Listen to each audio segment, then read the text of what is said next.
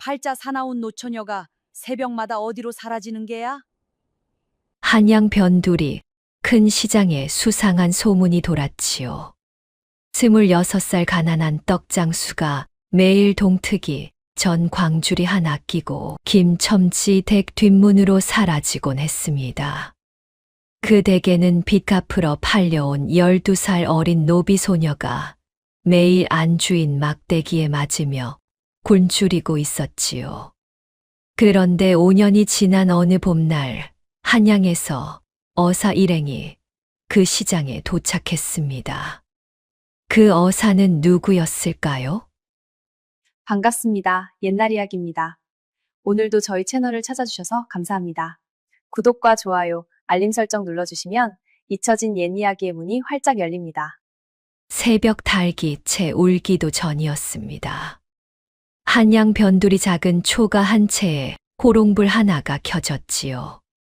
떡장수 월이가 자리에서 일어난 시각이었습니다. 오래 스무려서 노처녀 월이는 몸에 익은 손길로 부엌으로 나갔습니다. 부엌이라야 손바닥만 한 흙바닥, 가마솥 하나 시루 하나가 전부였지요. 바람벽 한쪽에는 헝겊으로 덮어둔 찹쌀 한 뙑박, 콩고물 한 봉지, 팥 한 줌이 가지런히 놓여 있었습니다. 오늘은 시루떡을 좀 더 쪄야겠지요. 월이가 혼잣말을 했습니다. 어제 시장에서 시루떡을 찾는 손님이 많았던 것을 떠올린 것이었지요. 가마솥에 물을 붓고 부지깽이로 불을 지피는 손이 거칠어 보였습니다. 손등에는 작은 흉터 하나가 있었습니다. 5해 전 어머니가 살아 계실 때 솥에 대어 생긴 자국이었지요. 찹쌀을 시루에 안치고 콩고물을 사발에 풀어두고 팥을 곱게 으깨어 소를 만들었습니다. 좁은 부엌에 김이 모락모락 피어오르기 시작했지요. 월이는 그 김 사이로 잠시 어머니 얼굴을 떠올렸습니다. 어머니, 저 오늘도 잘 쪄볼게요. 작은 목소리로 한 번 말해보았습니다. 친정 부모는 일찍 세상을 떠났습니다. 아버지는 8배 전, 어머니는 5해 전이었지요.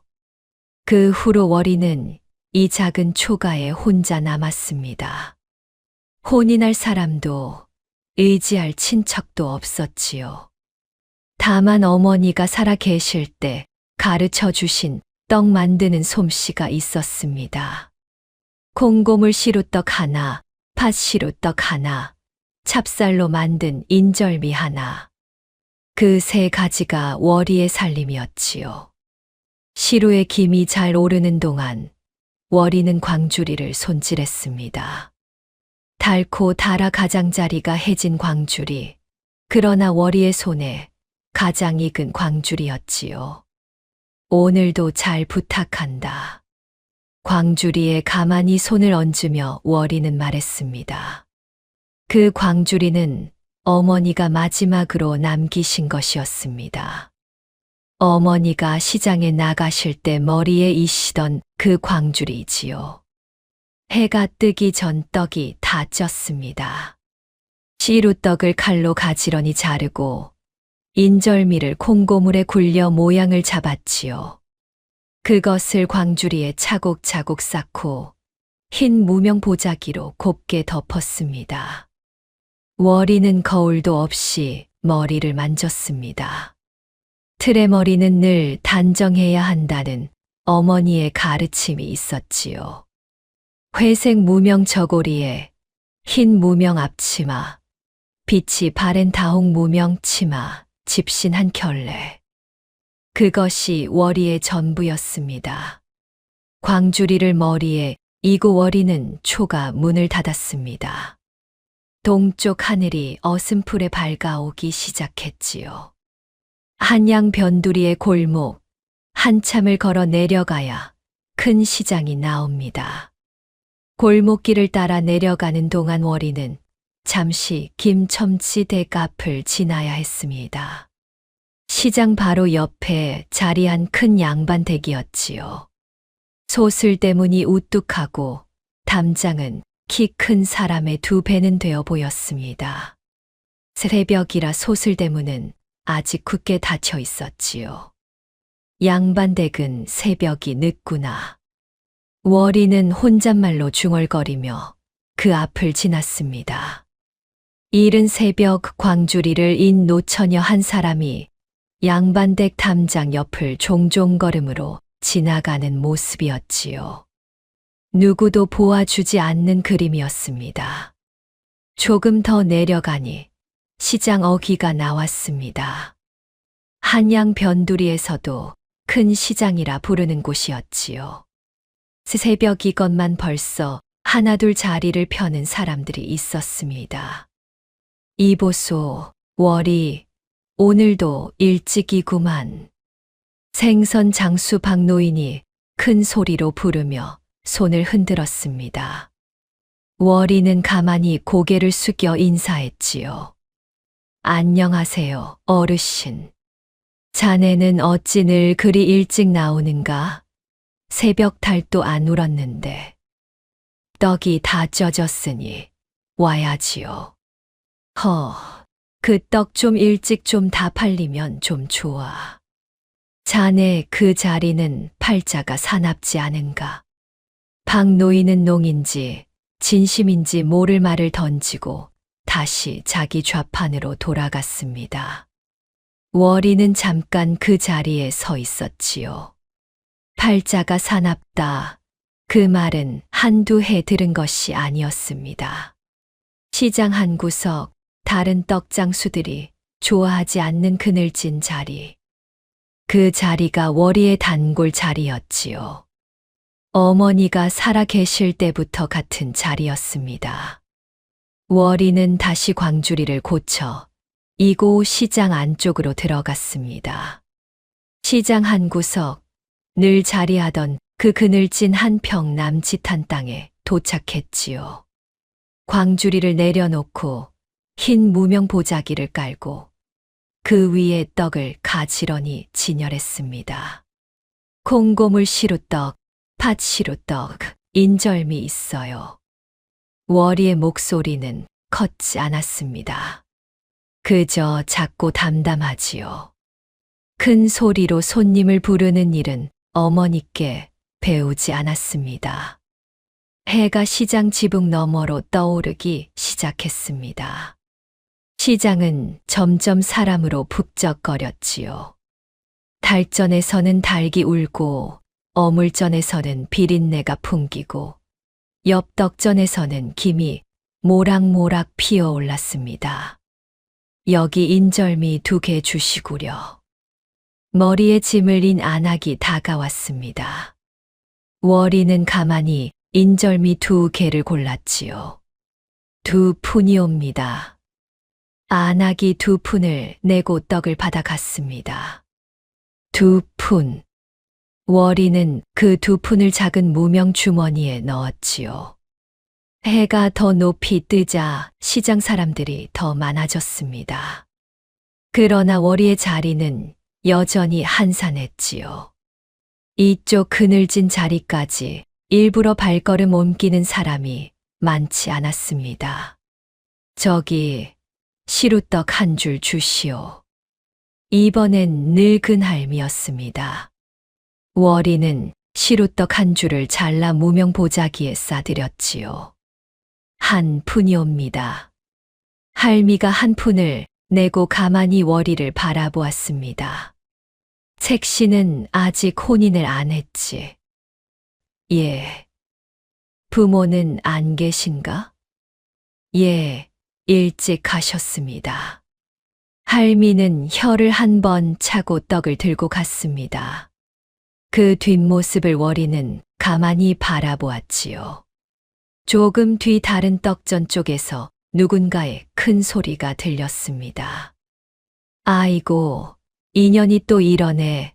매일 같은 자리에서 떡을 파니 우리는 어떻게 살라고. 옆 떡전의 강 노파였습니다.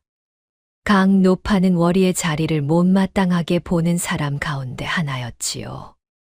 그 자리 비키지 못해 자네 어머니가 살아 계실 때부터 그 자리라고 늘 핑계만 대고 월이는 가만히 고개를 숙였습니다.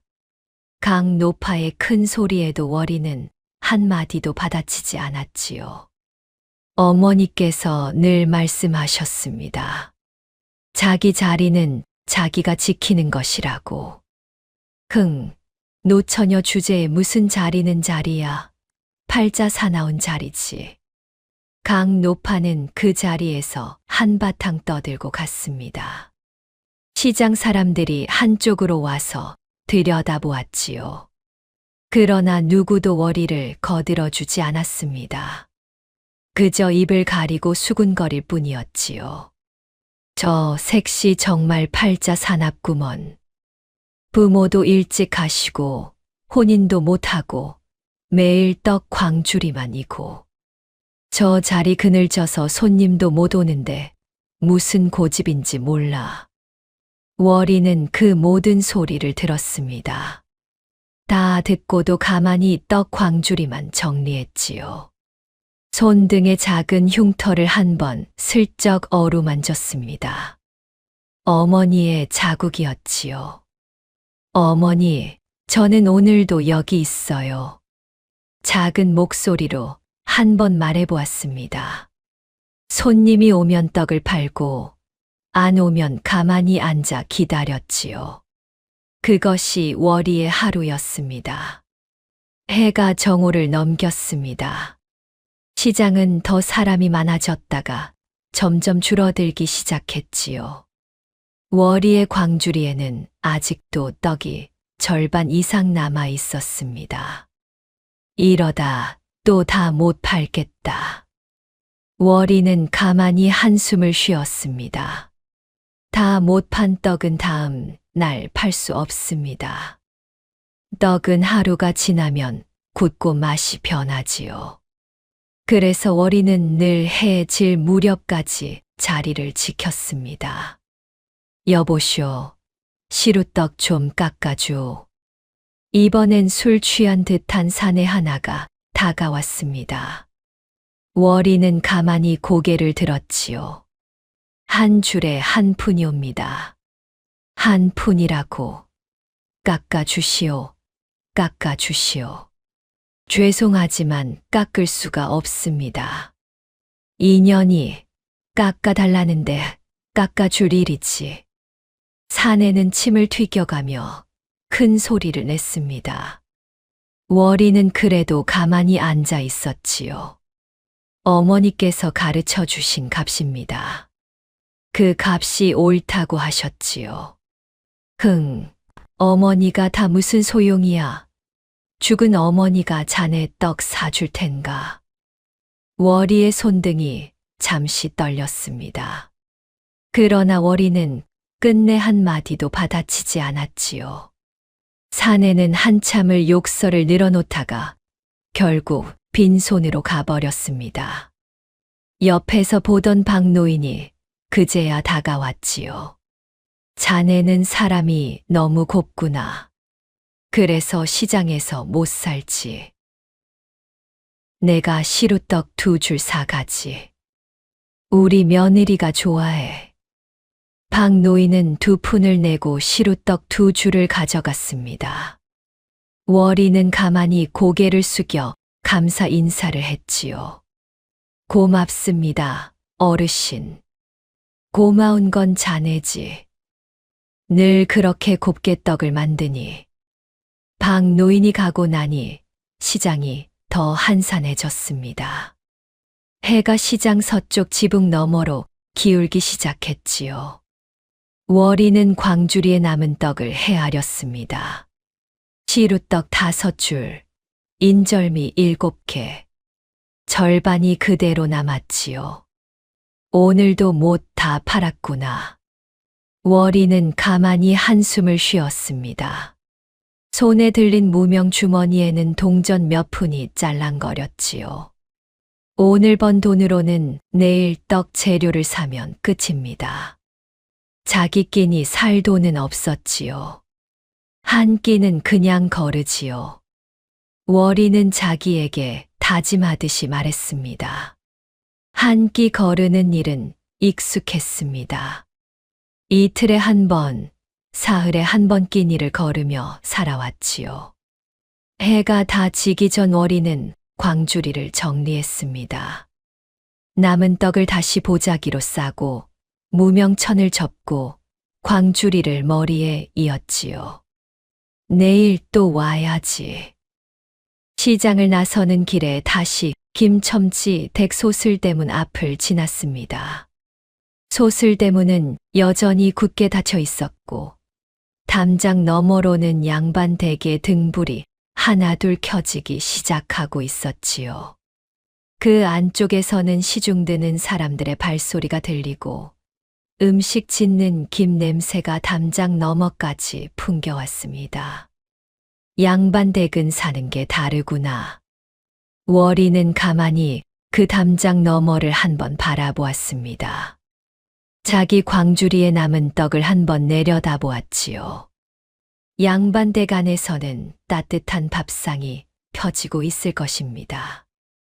월이의 광주리에는 다 못 판 떡이 들어 있었지요. 오늘은 인절미 한 개로 끼니를 때울까. 월이는 광주리 안에서 가장 작은 인절미 하나를 골라 손에 쥐었습니다. 그것 하나로 오늘 저녁입니다. 나머지는 굳기 전에 가까운 거지 아이들에게 나눠줄 작정이었지요. 골목을 더 올라가다 보니 거지 아이 둘이 집더미 옆에 웅크리고 있었습니다. 월이는 가만히 광주리를 내려놓았지요. 이거라도 먹으렴. 남은 시루떡 2줄을 두 아이에게 나눠주었습니다. 아이들의 눈이 빛나며 떡을 받아들었지요. 고맙습니다, 어른. 고맙긴 너희가 먹어줘서 고맙다. 월이는 다시 광주리를 이고 골목을 올라갔습니다. 광주리가 한층 가벼워졌지요. 대신 무명 주머니의 무게는 그대로였습니다. 그 떡들을 거지 아이들에게 주었으니 받은 돈도 없었지요. 내일은 좀 더 팔리겠지. 월이는 자기에게 다짐하듯이 말했습니다. 매일 그렇게 말하며 하루를 마쳤지요. 자기 초가에 도착할 즈음 해가 완전히 졌습니다. 월이는 광주리를 마루에 내려놓고 호롱불을 켜고 인절미 한 개를 손에 쥐었지요. 그것이 오늘 저녁이었습니다. 잘 먹겠습니다. 월이는 어머니께 인사하듯이 말한 뒤 인절미를 한 입 빼어 물었습니다. 따뜻한 콩고물의 맛이 입안에 퍼졌지요. 월이는 그 맛을 천천히 음미했습니다. 저녁 어둠이 초가에 내려앉았습니다. 호롱불 하나, 광주리 하나, 그리고 노처녀 한 사람. 그것이 월이의 저녁이었지요. 내일도 떡을 잘 쪄야겠지요. 월이는 작은 목소리로 다짐했습니다. 호롱불을 끄고 자리에 누우며 손등에 작은 흉터를 한번 어루만졌지요. 밖에서는 가을 바람이 한번 지나가고 멀리서 김첨지댁의 등불빛이 골목 어귀까지 어렴풋이 비치고 있었습니다. 그 큰 양반댁 안쪽에서 무슨 일이 벌어지는지 월이는 아직 알지 못했지요. 다만 월이는 알았습니다. 내일 새벽에도 시루를 걸고 떡을 쪄서 광주리를 이고 시장에 나가야 한다는 것. 그것이 월이의 삶이었습니다. 월이는 천천히 잠이 들었습니다. 시장 한 구석의 그늘진 자리, 그것을 지키는 한 사람의 잠이었지요. 시간이 흘러 어느 가을 새벽이었습니다. 월이는 그날도 어김없이 광주리를 이고 시장으로 향했지요. 골목을 내려가다 김첨지 댁소슬 대문 앞에 다다랐을 때였습니다. 인연이 또 이러느냐? 여자의 새된 목소리가 담장 너머에서 들려왔습니다. 그리고 곧이어 무엇을 치는 듯한 둔탁한 소리가 들렸지요. 그 소리에 월이는 가만히 발걸음을 멈췄습니다. 천한 것이 어디서 또 그런 짓을 했어. 또다시 새된 목소리가 들리고 또 한 번 둔탁한 소리. 월이는 광주리를 머리 위에서 내려 가만히 담장 옆에 기대어 섰지요. 그 소리는 김첨지 댁 안쪽에서 들리는 것이었습니다. 월이는 발소리를 죽이고 김첨지 댁 뒷문 쪽으로 돌아갔습니다. 소슬 대문은 여전히 굳게 닫혀 있었지만 뒷문 쪽은 가끔 사람이 드나들기에 작은 틈이 있었지요. 그 틈으로 안마당이 살짝 보였습니다. 마당 한 구석 우물가에서 어린아이 하나가 무릎 꿇고 있었습니다.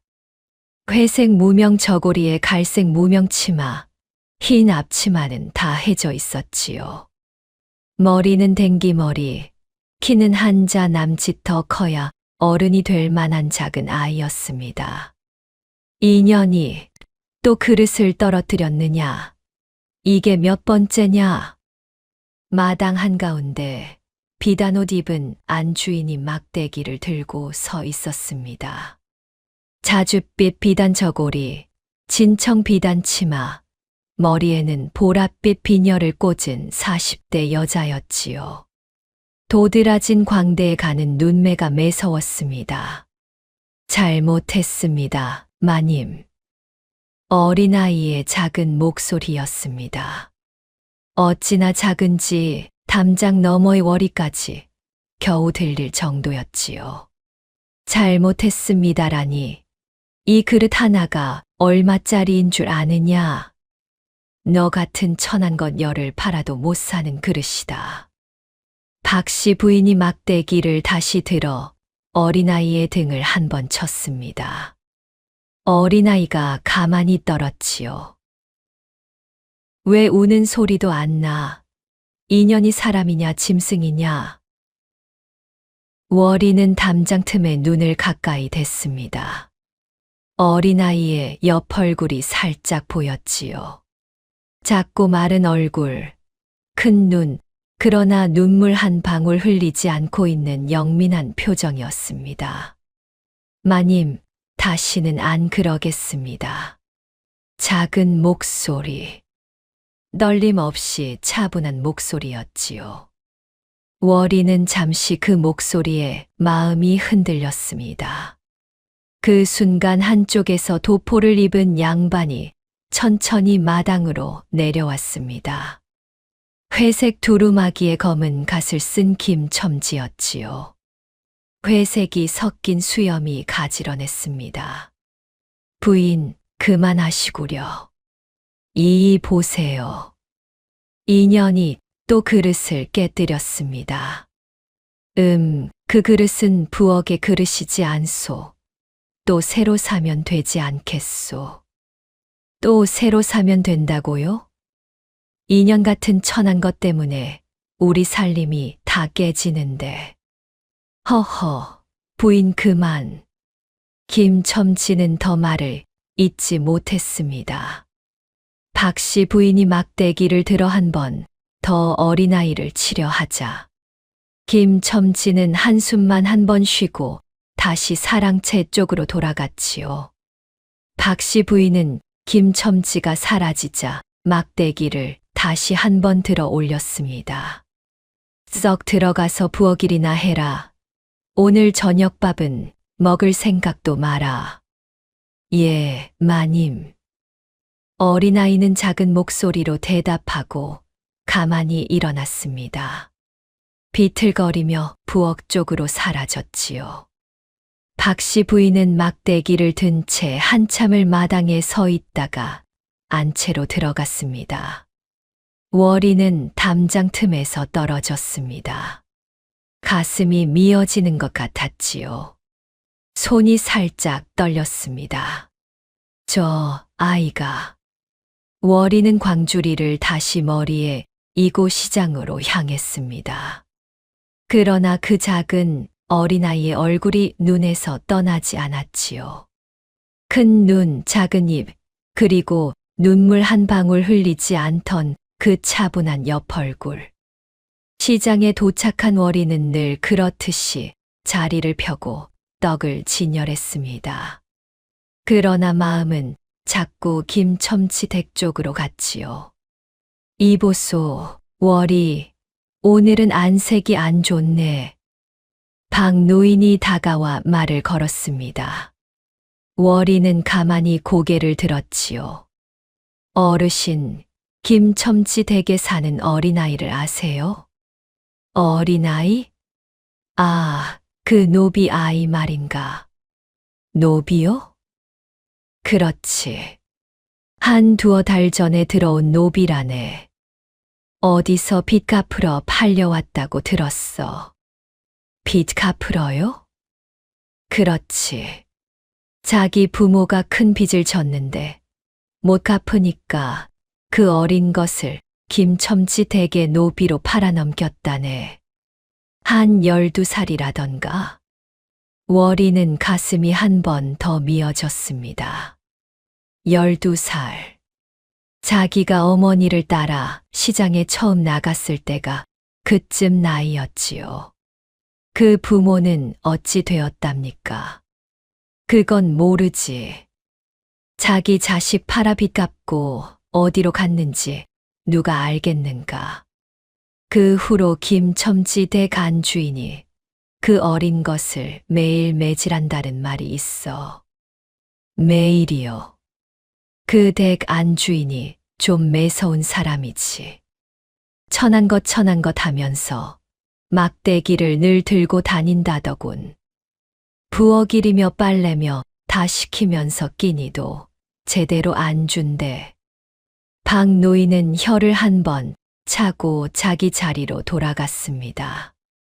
월이는 떡 광주리 앞에 가만히 앉아 있었지요. 빚 갚으러 팔려왔구나. 월이는 자기 손등에 작은 흉터를 한 번 어루만졌습니다. 어머니가 살아 계실 때 늘 하시던 말씀이 떠올랐지요. 월이야, 사람이 사람을 못 본 척하면 그게 가장 큰 죄란다.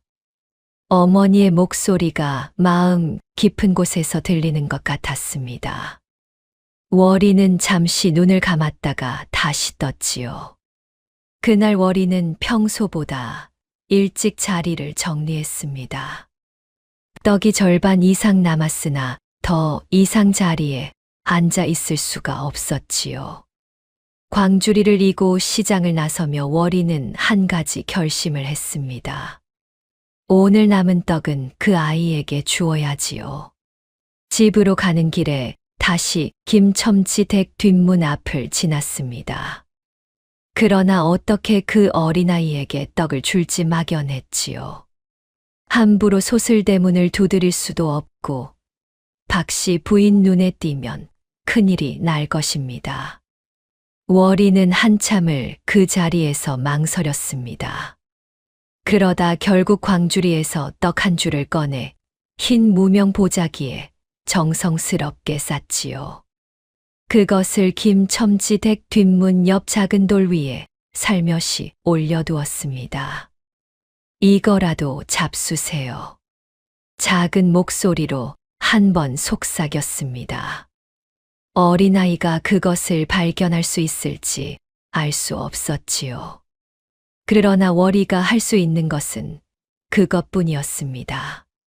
월이는 다시 광주리를 이고 자기 초가로 돌아갔습니다. 그날 저녁은 끼니를 거르고 잠이 들었지요. 다음 날 새벽 월이는 또 일어났습니다. 어제와 같이 시루를 걸고 찹쌀을 안치고 콩고물을 풀고 팥소를 만들었지요. 그러나 어제와 다른 한 가지가 있었습니다. 작은 사발 하나를 더 챙겼지요. 오늘은 이것도 가져가야지요.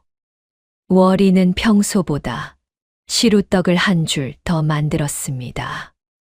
그것을 작은 사발에 따로 담고 흰 무명 보자기로 곱게 덮었지요. 그것이 그 어린아이를 위한 것이었습니다. 광주리를 이고 골목을 내려가는 동안 월이의 마음은 두근거렸습니다.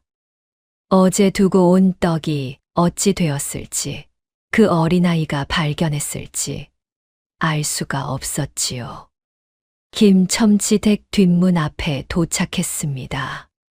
어제 떡을 두었던 그 돌 위를 살펴보았지요. 떡은 사라져 있었습니다. 흰 무명 보자기도 사라져 있었지요. 먹었구나. 월이의 가슴이 한번 따뜻해졌습니다. 누군가가 그 떡을 가져갔다는 뜻이었지요. 그 누군가는 그 어린아이일 것입니다. 월이는 새벽 어둠 속에서 광주리에서 작은 사발을 꺼냈습니다. 따끈따끈한 시루떡이 담긴 사발이었지요. 그것을 어제와 같은 그 돌 위에 살며시 올려두었습니다. 이거라도 잡수세요. 또 한 번 작은 목소리로 속삭였습니다. 그리고 다시 광주리를 이고 시장으로 향했지요. 부엌 안에서 분이는 새벽부터 가마솥에 물을 길어 올리고 있었습니다. 손이 시려 빨갛게 부어 있었지요. 박씨 부인의 명에 따라 분이는 새벽이면 늘 가마솥에 물을 끓여야 했습니다. 오늘은 첫눈이네. 분이는 부엌 작은 창밖을 한번 내다보았습니다. 흰 눈이 펑펑 쏟아지고 있었지요. 그러다 분이는 가만히 부엌 뒷문 쪽으로 갔습니다. 뒷문을 살짝 열어보니 돌 위에 흰 무명 보자기에 쌓인 사발 하나가 놓여 있었습니다. 보자기 위에는 눈이 살짝 쌓여 있었지요. 분이는 가만히 그것을 들고 들어왔습니다. 부엌 뒤편 어두운 한 구석에서 분이는 보자기를 풀었습니다. 안에는 따끈따끈한 시루떡이 한 줄 들어 있었지요. 첫눈이 오는 새벽인데 떡은 여전히 따뜻했습니다. 이렇게 추운 날에도 분이의 눈이 잠시 흐려졌습니다. 누군지 모를 그 사람이 이렇게 눈이 펑펑 쏟아지는 새벽에도 빠짐없이 떡을 두고 갔다는 것이지요. 분이는 그 떡을 한 입 빼어 물고 가만히 눈을 감았습니다. 정말 고맙습니다. 작은 목소리로 분이가 속삭였습니다. 누구도 듣지 못하는 부엌 뒤편 어두운 한 구석이었지요. 봄이 왔다가 또 가고 여름이 왔다가 또 갔습니다. 가을이 오고 또 다시 겨울이 왔지요. 그렇게 두 번째 해가 흘렀습니다. 여름 어느 새벽이었습니다. 그날은 장맛비가 사납게 쏟아지고 있었지요. 새벽부터 천둥이 치고 빗줄기가 굵었습니다. 월이는 평소처럼 새벽에 일어나 떡을 쪘지요. 이런 비에 어떻게 가시려나. 이웃집 할미가 월이의 부엌 옆을 지나며 한마디 거들었습니다. 갈 데가 있으니 가야지요. 그래도 이런 비에 광주리가 다 젖겠어. 괜찮습니다. 월이는 광주리의 떡을 담고 그 위에 흰 무명 보자기를 두 겹으로 덮었습니다. 그래도 비가 새들 것 같아 다시 굵은 무명천 한 장을 더 덮었지요. 밖으로 나서니 빗줄기가 어찌나 굵은지 한 발 내딛는 것도 어려웠습니다. 골목길은 이미 발목까지 빗물이 차 있었지요. 월이는 집신이 푹푹 젖는 것을 마다하지 않고 한 걸음 한 걸음 내려갔습니다. 미끄럽지요. 비가 사납게 내려쳐 월이의 회색 무명 저고리는 곧 흠뻑 젖었습니다. 광주리만은 무명천으로 잘 덮어 떡이 젖지 않도록 했지요. 월이의 머리에 들이운 틀의 머리도 빗물에 젖어 한 가닥씩 흘러내렸습니다. 김첨지댁 뒷문 앞에 도착하니 월이는 잠시 처마 밑에 들어가 광주리를 내려놓았습니다. 무명천을 들치고 사발을 꺼내 돌 위에 올려두었지요. 그리고 사발 위에 다시 무명 보자기를 두 겹으로 덮었습니다. 비에 떡이 젖지 않도록 한 것이었지요. 이거라도 잡수세요. 월이는 또 한 번 같은 말을 속삭였습니다. 빗줄기 사이로 흩어지는 작은 목소리였지요. 분이는 그날 새벽에도 가마솥 앞에 있었습니다. 부엌 처마 끝에서는 빗물이 줄줄 흘러내리고 있었지요. 분이는 가마솥 옆에서 잠시 부엌 뒷문 쪽을 바라보았습니다. 이런 비에 오시지는 못하겠지요. 분이는 마음속으로 그렇게 생각했습니다. 사람이 아무리 정이 많기로서니 이런 사나운 빛 속에 새벽에 떡을 두고 갈 수는 없을 것이라고 말이지요. 그러나 분이는 부엌 뒷문 쪽으로 가지 않을 수가 없었습니다. 가만히 뒷문을 열어보니 처마 밑 돌 위에 흰 무명 보자기 두 겹에 쌓인 사발 하나가 그대로 놓여 있었지요. 분이의 눈이 한 번 흐려졌습니다. 분이는 가만히 그 사발을 들고 들어왔습니다. 무명 보자기는 약간 젖어 있었지만 안의 떡은 여전히 따뜻했지요. 분이는 부엌 뒤편 어두운 한 구석에 쪼그려 앉아 떡을 한 입 빼어 물었습니다. 이번에는 분이의 눈에 눈물이 한 방울 떨어졌습니다. 첫 눈물이었지요. 분이는 그 눈물을 손등으로 가만히 닦았습니다. 어른, 정말 고맙습니다. 분이는 누군지 모를 그 사람을 마음속으로 어른이라고 부르기 시작했습니다. 그 사람의 얼굴도 모르고 이름도 모르고 나이도 모르지만 분이의 마음속에서 그 사람은 분명한 한 사람의 어른이었지요. 또 한 해가 흘렀습니다. 세 번째 해가 시작되었지요. 이제 분이는 14살이 되었습니다. 키가 한자 더 자랐고 부엌 일도 익숙해졌지요. 박씨 부인의 매질은 여전했지만 분이는 이제 작은 매로는 좀처럼 놀라지 않았습니다. 2년이 어디서 또 늦어. 박씨 부인의 새된 목소리는 매일같이 부엌까지 들렸습니다. 분이는 매일 그 목소리를 들으며 가마솥 앞에 섰지요. 예, 마님. 분이의 대답은 늘 짧고 차분했습니다. 떨림 없는 목소리였지요. 박씨 부인은 그 차분한 목소리를 보면 더욱 화를 냈습니다. 2년이 사람이냐 짐승이냐, 매를 맞아도 울지도 않으니. 분이는 그저 가만히 일을 계속했습니다. 그 차분함의 뒤에는 매일 새벽 받은 떡 한 그릇의 따뜻함이 있었지요. 누군가가 자기를 위해 매일 새벽 떡을 둔다는 사실. 그것이 분이의 마음을 단단하게 했습니다.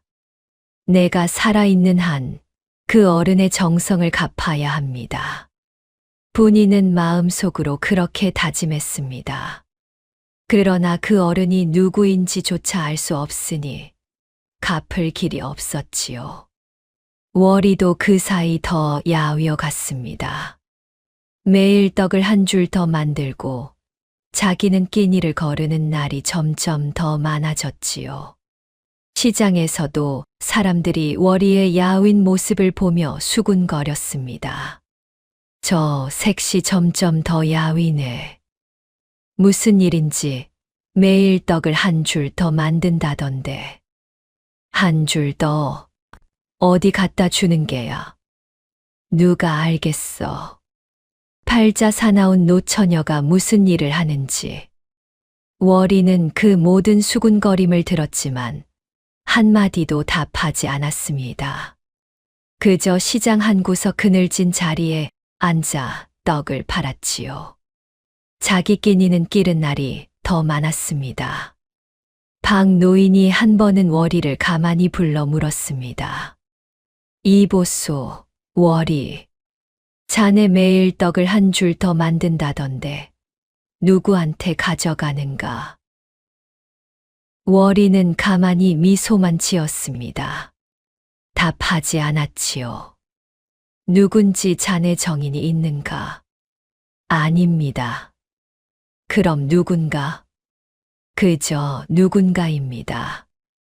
방 노인은 더 묻지 않았습니다. 월이의 눈빛에 무엇이 깊이 자리 잡고 있는 것을 본 까닭이었지요.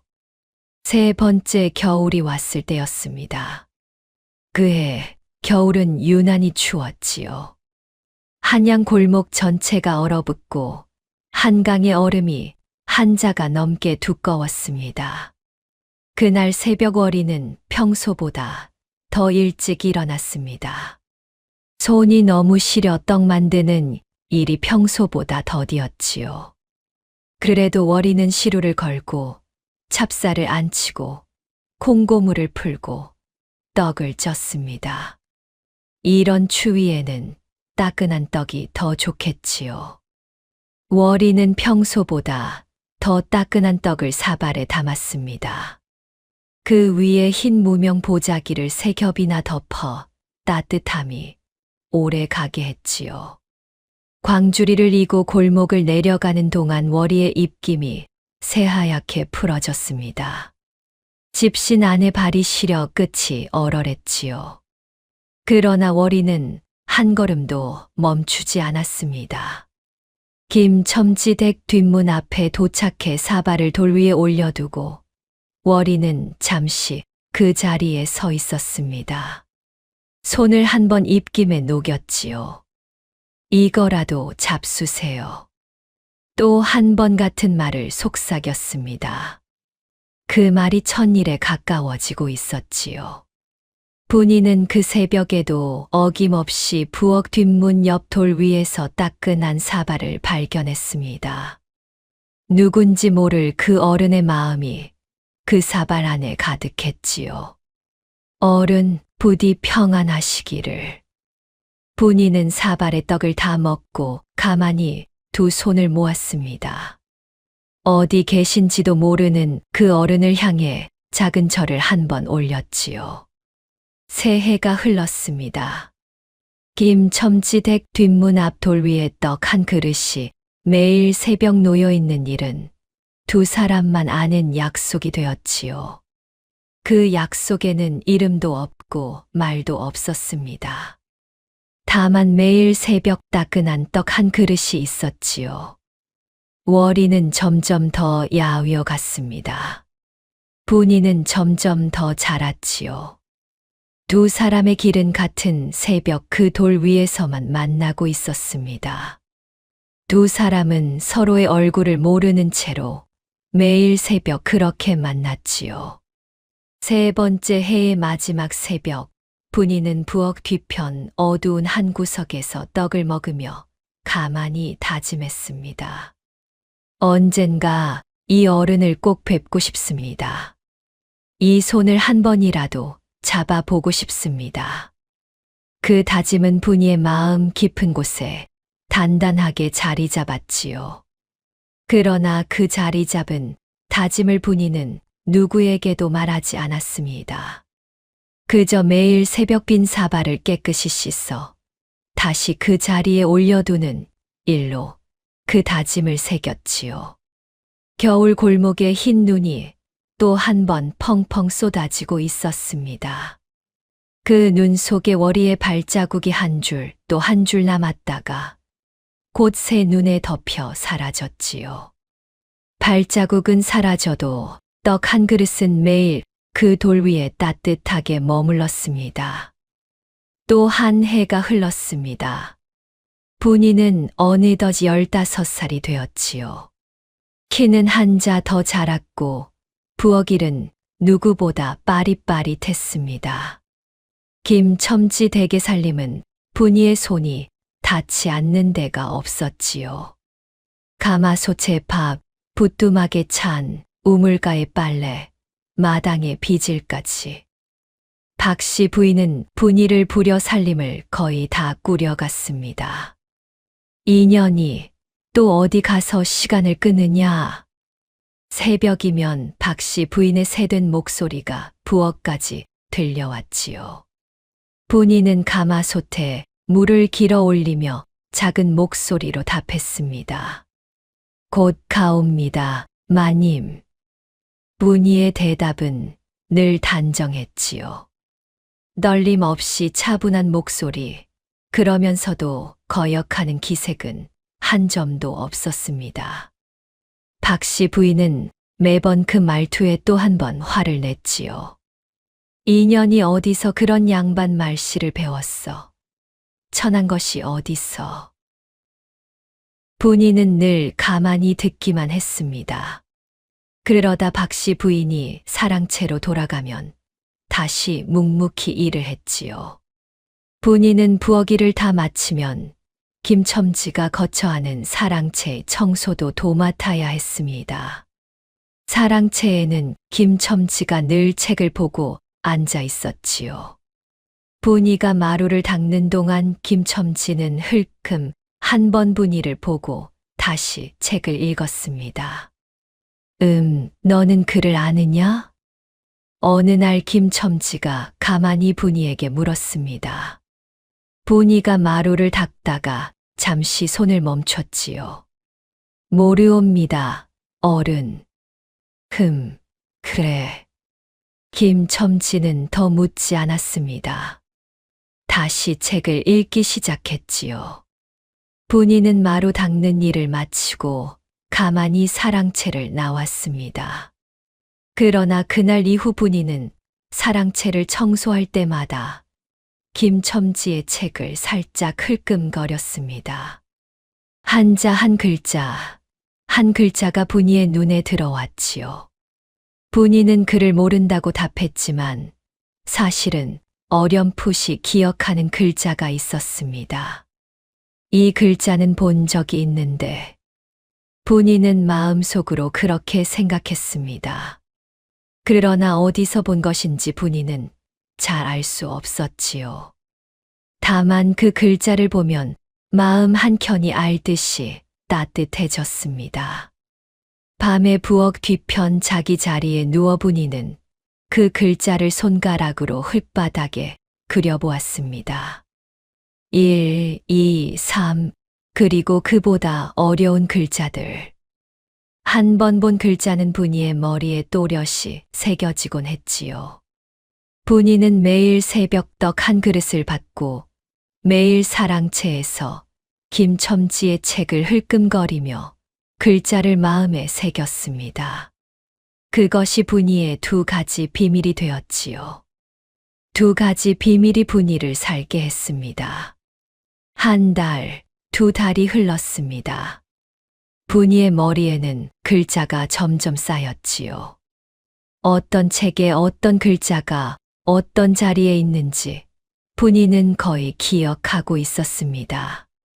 이 책은 소학이라는 책이군요. 분이는 마음속으로 그렇게 알아챘습니다. 김첨지의 책상 위에 늘 놓여있던 작은 책 한 권. 그 책의 표지에는 소학이라는 두 글자가 있었지요. 작을소, 배울학. 분이는 그 두 글자를 알아봤습니다. 그러나 분이는 누구에게도 그 사실을 말하지 않았습니다. 박씨 부인이 알면 분명 큰일이 날 것이었지요. 천한 것이 그를 안다라고 막대기를 드실 일이 분명했습니다. 박씨 부인의 횡포는 그 사이 점점 더 심해졌습니다. 김첨지의 살림이 예전 같지 않다는 것이 박씨 부인의 신경을 더 날카롭게 만든 것이었지요. 2년이 이 그릇이 또 깨졌느냐? 새된 목소리가 부엌 안 가득 울렸습니다. 분이는 막대기에 등을 한 번 맞았지요. 잘못했습니다, 마님. 또 잘못했다고. 매일 잘못이지 않으냐. 박씨 부인은 분이의 등을 한 번 더 쳤습니다. 분이는 가만히 무릎을 꿇은 채 한마디 더 답했지요. 박씨 부인은 그날 김첨지에게도 큰 소리를 냈습니다. 이 천한년을 그대로 두실 작정이요? 부인, 부디는 무슨 인연이 사람도리도 모르고 매일 그릇을 깨고 일도 늦고. 부인, 그 아이는 빠릿빠릿한 아이요. 빠릿빠릿하다고요? 이런 천한년을 두고 빠릿빠릿하다 하시오?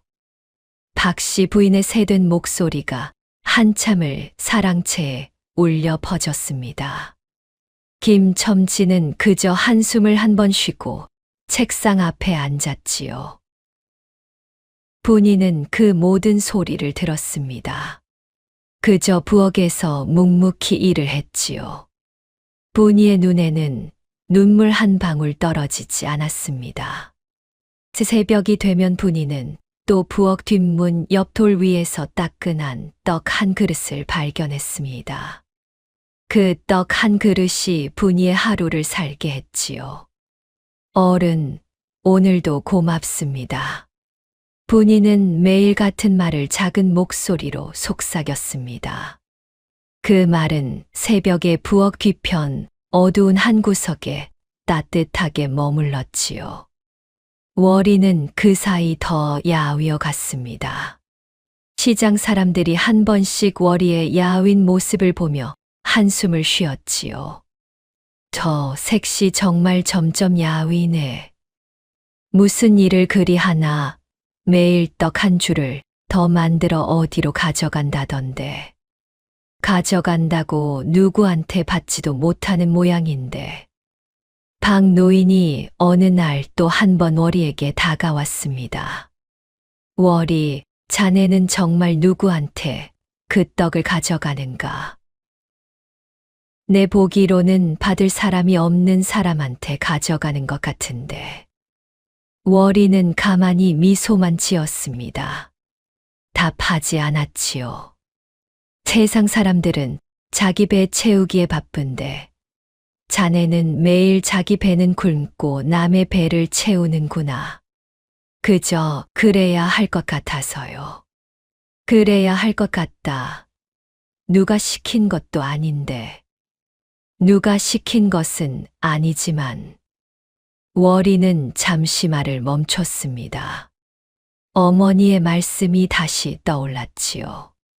사람이 사람을 못 본 척하면 그게 가장 큰 죄란다. 그저 어머니의 가르침이 떠올라서요. 박 노인은 가만히 고개를 끄덕였습니다. 더 묻지 않았지요. 월이의 야윈 어깨를 한번 두드리고 자기 자리로 돌아갔습니다. 분이는 한 해 한 해 자라며 김첨지 댁의 책을 더 많이 익혔습니다. 그 사이 분이의 손은 일을 많이 한 까닭에 거칠어졌지만 손마디 자체는 가늘고 곱게 자라고 있었지요. 박씨 부인이 어느 날 분이의 손을 한번 잡아채며 말했습니다. 이년의 손이 어찌 이리 가늘어? 일은 안 하느냐? 일은 합니다, 마님. 천한 것이 손은 곱게 잘도 났네. 박씨 부인은 분이의 손을 거칠게 놓았습니다. 분이는 가만히 그 손을 다시 거두어 들였지요. 부엌 뒤편 자기 자리에 돌아와 분이는 자기 손을 가만히 들여다보았습니다. 손바닥에는 굳은 살이 박혀 있었지만 손마디는 가늘었지요. 분이는 그 손이 누구의 손을 닮았는지 잘 기억나지 않았습니다. 어머니의 손이 이러셨던가. 분이는 마음속으로 그렇게 중얼거렸습니다. 그러나 어머니의 얼굴은 어렴풋했지요. 5살 때 어머니가 돌아가셨다고 들었지만 분이의 기억에는 어머니의 모습이 거의 남아있지 않았습니다. 왜 나는 어머니가 떠오르지 않을까? 분이는 가만히 한숨을 쉬었습니다. 자기를 김첨지되게 팔았다는 그 부모의 얼굴조차 잘 떠오르지 않았지요. 다만 어렴풋이 기억나는 것이 있었습니다. 어떤 큰 집의 마당, 푸른 비단치마, 그리고 한 사람이 자기 손을 잡고 글자를 쓰던 모습. 분이는 잠시 머리를 흔들었습니다. 그 기억은 너무 멀고 흐릿해서 정말 자기의 기억인지조차 의심스러웠지요. 부엌 노비로 들어와 4년이 흘렀으니 그 이전의 일은 분이에게 거의 꿈처럼 남아 있었습니다. 월이는 그날도 새벽에 떡을 두고 시장으로 향했습니다. 시장에 도착해 자리를 펴고 떡을 진열했지요. 손님이 한 사람씩 다가와 떡을 사갔습니다. 콩고물 시루떡 한 줄 주오. 2푼이옵니다. 인절미 2개 주시구려. 2푼이옵니다. 월이는 평소처럼 가만히 떡을 팔았습니다. 그러다 잠시 자리를 비우고 시장 안쪽으로 들어갔지요. 가만히 한 구석에 서서 김첨지 댁소슬대문 쪽을 바라보았습니다. 그날은 마침 박씨 부인이 부엌에 어떤 짐을 들리려는지 분이를 데리고 나섰습니다. 소슬대문이 열리고 박씨 부인이 먼저 나오고 그 뒤로 분이가 광주리 하나를 머리에 이고 나왔지요. 월이는 처음으로 분이의 모습을 시장에서 보았습니다. 회색 무명 저고리에 갈색 무명 치마, 헝겊 댕기를 한 머리. 키는 자기보다 한자 작았지요. 작고 마른 몸이었지만 발걸음에는 단단함이 있었습니다. 저 아이가. 월이는 가만히 그 자리에 서 있었습니다. 광주리를 인 분이의 옆 얼굴을 한번 바라보았지요. 분이의 얼굴은 차분했고 큰 눈은 깊이 있어 보였습니다. 박씨 부인이 분이를 한번 흘끔 보며 무어라 한마디 던졌지요. 이년아, 빨리 따라와라. 분이는 가만히 박씨 부인의 뒤를 따라갔습니다. 시장 안쪽으로 들어가 어느 가게에서 짐 하나를 받아 광주리에 담더니 다시 박씨 부인의 뒤를 따라 소슬대문 쪽으로 돌아갔지요. 월이는 그 모습을 끝까지 가만히 바라보았습니다. 분이가 소슬대문 안으로 사라질 때까지 시선을 떼지 않았지요. 살아 있으셨구나. 월이는 가만히 한숨을 쉬었습니다. 4년 동안 매일 새벽떡을 두면서도 그 떡을 받는 사람의 얼굴을 처음 본 것이었지요. 분이가 살아있다는 것, 그리고 그 떡을 매일 받고 있었다는 것. 월이는 그 사실을 두 눈으로 확인했습니다. 오늘도 떡을 잘 두어야지요. 월이는 자기 자리로 돌아가 다시 떡을 팔았습니다. 그 사이 분이의 모습이 자꾸 눈에 어른거렸지요. 작고 마른 어깨, 깊은 눈, 그리고 단단한 발걸음.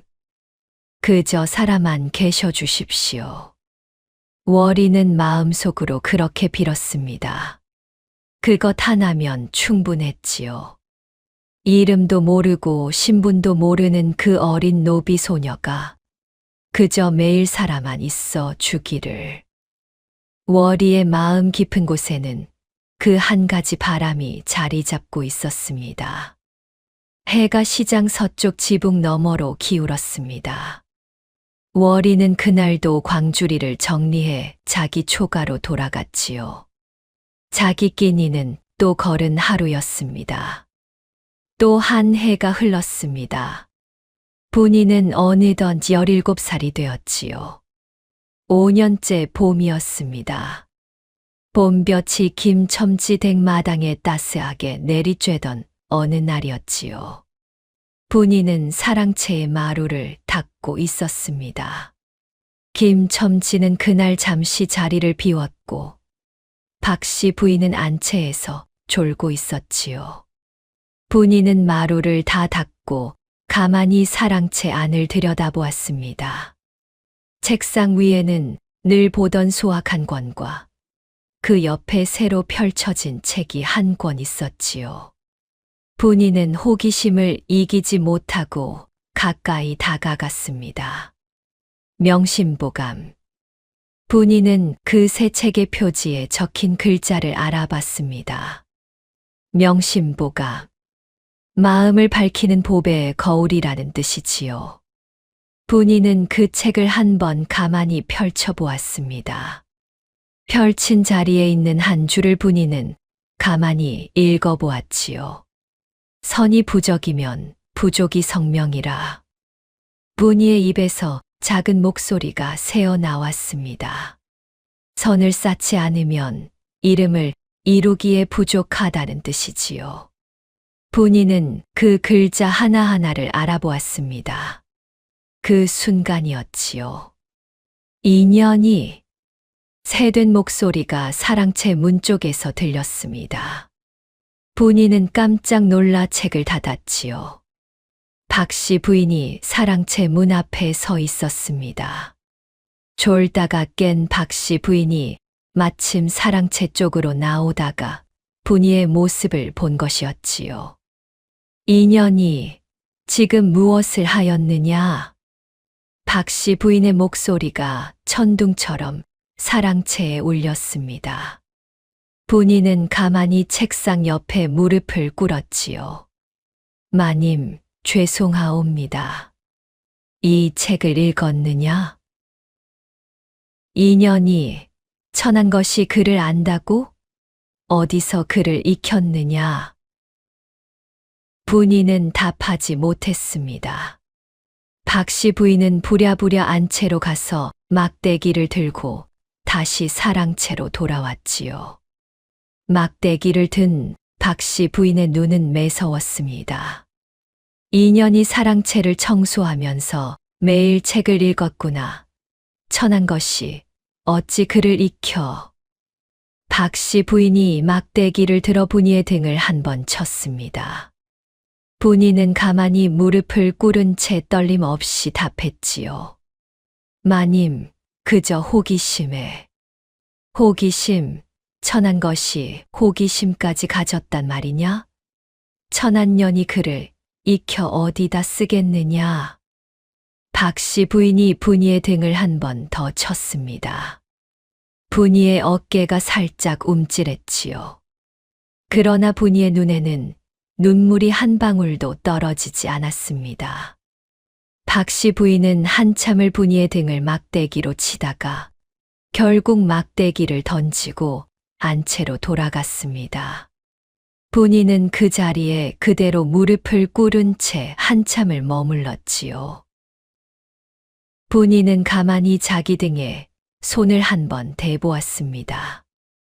회색 무명 저고리 위로 막대기 자국이 생겼지요. 그러나 본이의 마음은 흔들리지 않았습니다. 그날 저녁이었지요. 박씨 부인이 안채에서 김첨지에게 큰 소리를 냈습니다. 그년을 더는 둘 수가 없겠소. 부인, 무슨 말이오? 오늘 그년이 사랑채에서 책을 읽고 있는 것을 내 두 눈으로 봤소. 그래? 그래라니요. 천한 것이 그를 안다는 것을 알면 어디가 무슨 짓을 할 줄 알겠소. 도망이라도 칠 일이지. 부인, 그저 호기심에 한 번 본 것이지요. 한 번이라니 평소부터 그를 익힌 것이오. 우리 집 책을 매일 훔쳐본 것이지. 김첨지는 더 답하지 못했습니다. 박씨 부인은 한참을 흥분해서 떠들다가 결국 한 가지 결단을 내렸지요. 그년을 다른 곳에 팔아 넘기시오. 부인, 그건. 아니요, 더는 못 두겠소이다. 그년을 김동지 댁에라도 더 싼 값에 팔아 넘겨 버리시오. 김동지 댁이라면 한양 안에서도 노비 학대로 소문이 자자한 곳이었지요. 한 번 들어간 노비는 사람 구실을 못한 채 죽어나간다는 곳이었습니다. 부인, 그 댁은. 그러면 인연이 우리 집에서 무슨 짓을 할지 알겠소. 빨리 팔아 넘기는 것이 살길이오. 박씨 부인은 결단을 내렸습니다. 김첨지는 한참을 한숨 쉬다가 결국 박씨 부인의 뜻을 거역하지 못했지요. 알겠소. 분이는 그 모든 소리를 부엌에서 들었습니다.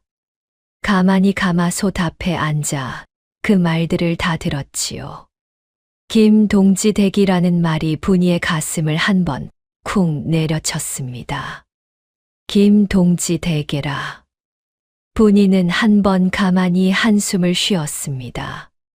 그날 밤 분이는 부엌 뒤편 자기 자리에 누워 잠을 이루지 못했지요.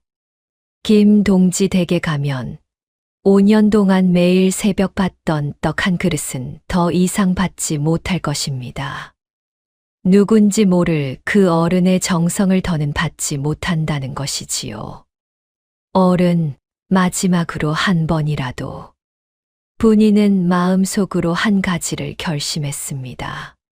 김동지 댁으로 옮겨가기 전에 단 한 번이라도 그 어른의 얼굴을 보고 싶었지요.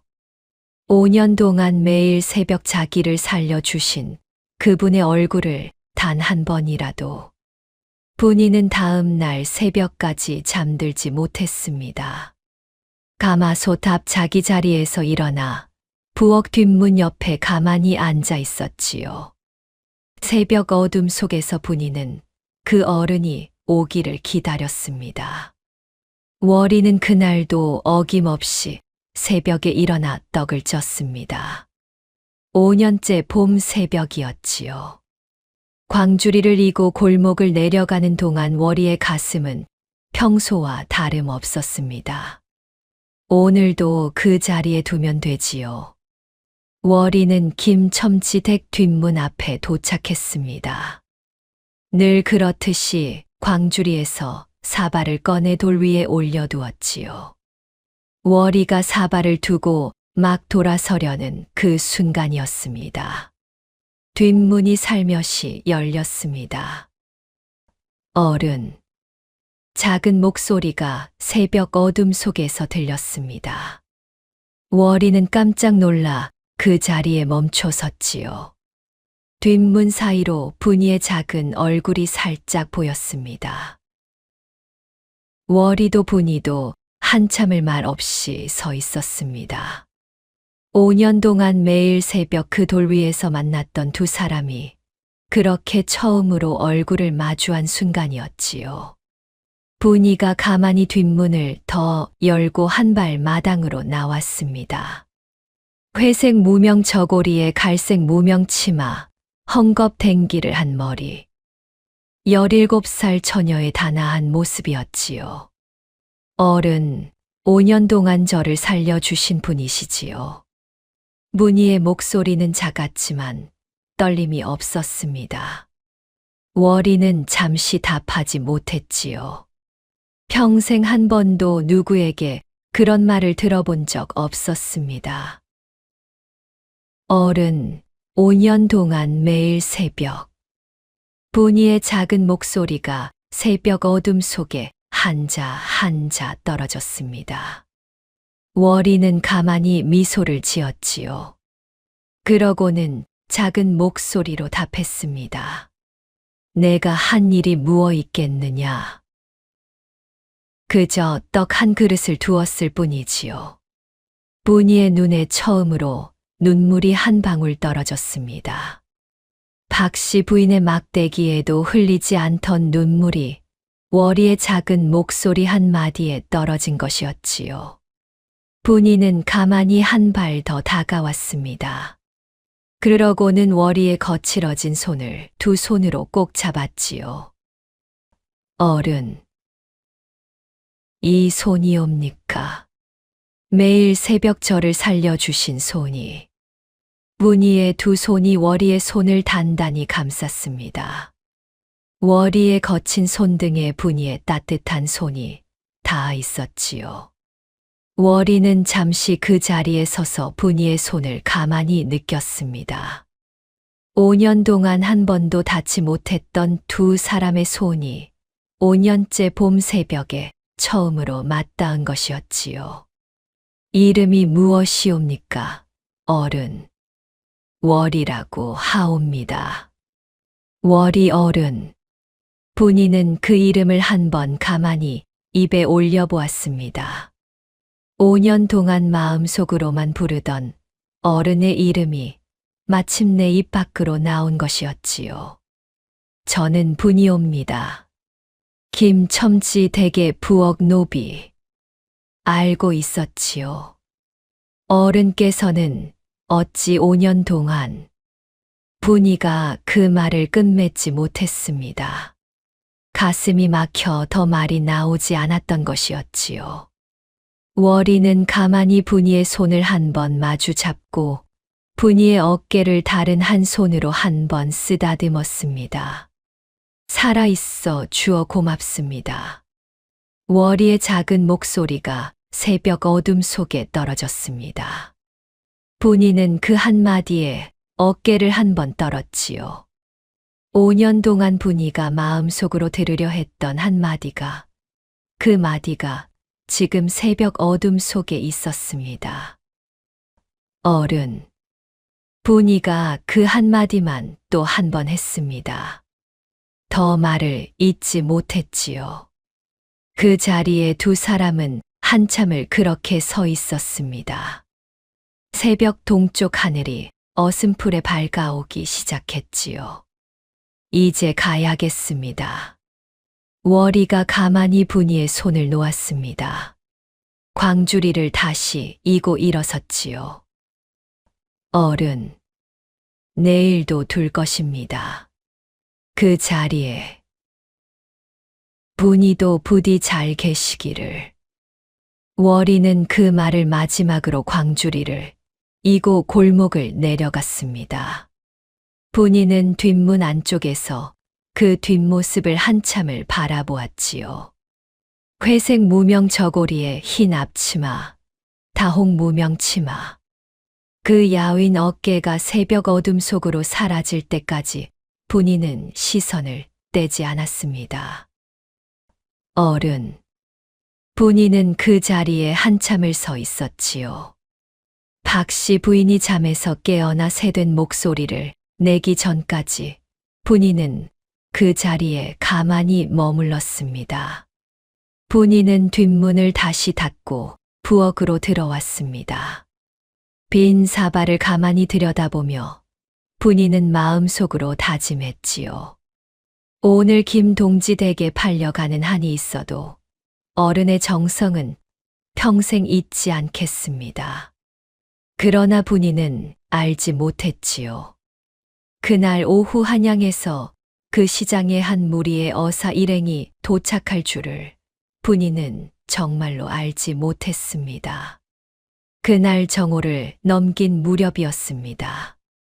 한양 변두리 큰 시장에 평소와는 다른 술렁임이 일어났지요. 이보소, 저쪽에서 무엇이 오는지. 생선 장수 박노인이 시장 어귀 쪽을 가리키며 큰 소리를 냈습니다. 시장 사람들이 한쪽으로 고개를 돌렸지요. 시장 어귀 쪽에서 한 무리의 사람들이 다가오고 있었습니다. 비단 청색 도포에 검은 갓을 쓴 양반 한 사람이 앞장섰고 그 뒤로 무명 도포에 무사 셋이 따르고 있었지요. 모두 말을 타고 있었습니다. 한양 양반 같은데 한양에서 무엇 하러 이 변두리 시장에 오시는고? 쩌간 모양 좀 보소. 보통 양반이 아닌 것 같은데. 시장 사람들의 수군거림이 이어졌습니다. 앞장선 양반은 40줄로 보였지요. 단단한 체격에 깊은 눈빛, 짙은 수염을 가지런히 정돈한 모습이었습니다. 청색 도포 자락이 봄바람에 가만히 흔들렸지요. 이보시오. 어디서 오시는 분들이요? 박 노인이 용기를 내어 물었습니다. 앞장선 양반은 가만히 박 노인을 한번 내려다보았지요. 한양에서 내려왔소이다. 이 시장 안에 김첨지라는 양반의 댁이 어디 있는지 아시오? 김첨지 댁이라면 시장 바로 옆이지요. 소슬 때문이 큰 그 댁이요. 고맙소이다. 양반은 그 한마디만 남기고 말을 다시 움직였습니다. 시장 사람들의 눈이 모두 그 일행을 따라갔지요. 한양에서 김첨지 댁을 찾아오는 일이 무슨 일인고? 김첨지 댁이라면 한양에 친척이 있다고는 들었는데, 그래도 저런 위세를 갖고 오시는 분들은 보통 분들이 아닐 텐데. 시장 사람들이 한쪽 끄트머리에 모여 그 일행의 뒷모습을 바라보았습니다. 떡장수 월이도 자기 자리에서 일어나 가만히 그 일행을 바라보았지요. 월이는 광주리 옆에 가만히 앉아 있었습니다. 그날 새벽의 일이 가슴 가득 남아 있었지요. 분이의 작은 손이 자기 손을 잡던 그 따뜻함이 월이의 가슴 한자리에 깊이 박혀 있었습니다. 분이가 김동지 댁에 가지 않게 되기를. 월이는 마음속으로 그렇게 빌었습니다. 어젯밤 분이가 마음속으로 들었던 그 끔찍한 결정을 월이는 알지 못했지요. 다만 분이의 단단한 눈빛에서 무엇인가 큰 일이 있다는 것을 느꼈을 뿐이었습니다. 한양에서 온 그 일행은 김첨지 댁 소슬대문 앞에 도착했습니다. 앞장선 양반이 말해서 가만히 내렸지요. 문을 두드리시오. 뒤따르던 무사한 사람이 소슬대문을 한 번 두드렸습니다. 한참 만에 소슬대문이 살짝 열리고 안에서 종 한 사람이 머리를 내밀었지요. 누구신지요? 한양에서 온 손님이요. 댁의 어른을 뵈러 왔소이다. 잠시만 기다리시지요. 종은 다시 소슬대문을 닫고 안으로 사라졌습니다. 한참 만에 다시 소슬대문이 활짝 열리고 김첨지가 직접 마중을 나왔지요. 회색 두루마기의 검은 갈, 회색이 섞인 수염을 정돈한 모습이었습니다. 한양에서 어떤 분이 김첨지의 말은 끝까지 이어지지 못했습니다. 앞장선 양반의 깊은 눈빛에 그만 말이 멈춘 것이었지요. 그 양반의 얼굴에는 익숙한 무엇이 있었습니다. 김첨지의 가슴이 한 번 쿵 내려쳤지요. 이분께서는 우선 안으로 드시지요.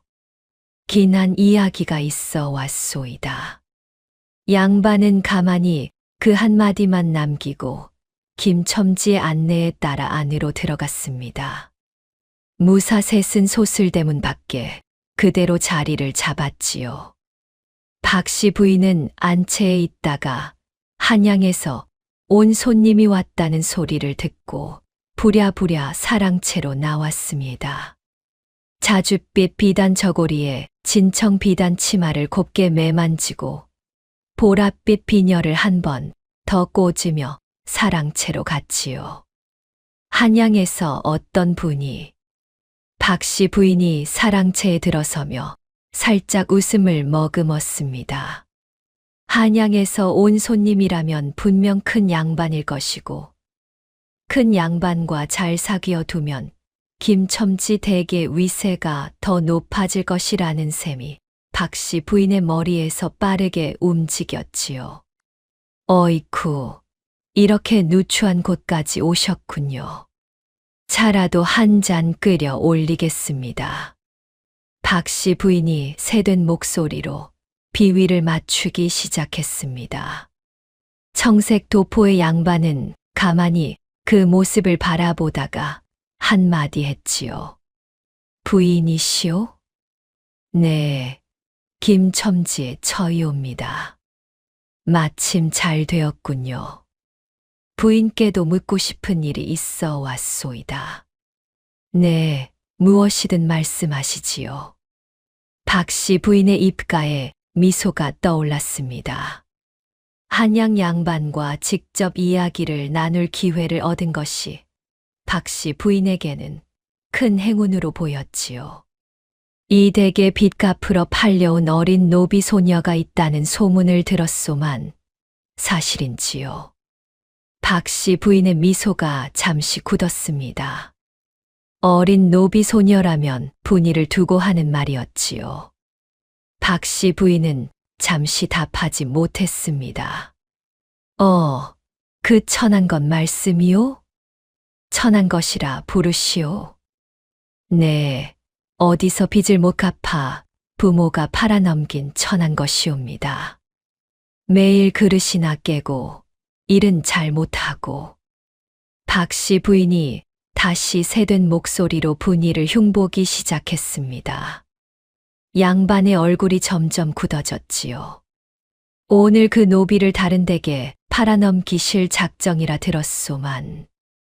네, 마침 그러사옵니다. 김동지 댁에서 더 싼 값에 사 가신다고. 양반은 가만히 자기 도포 안주머니에서 무엇 하나를 꺼냈습니다. 둥글고 단단한 무엇이었지요. 박씨 부인은 그것이 무엇인지 잘 보지 못했습니다. 부인, 네, 어른, 내가 누구인지 아시겠소이까?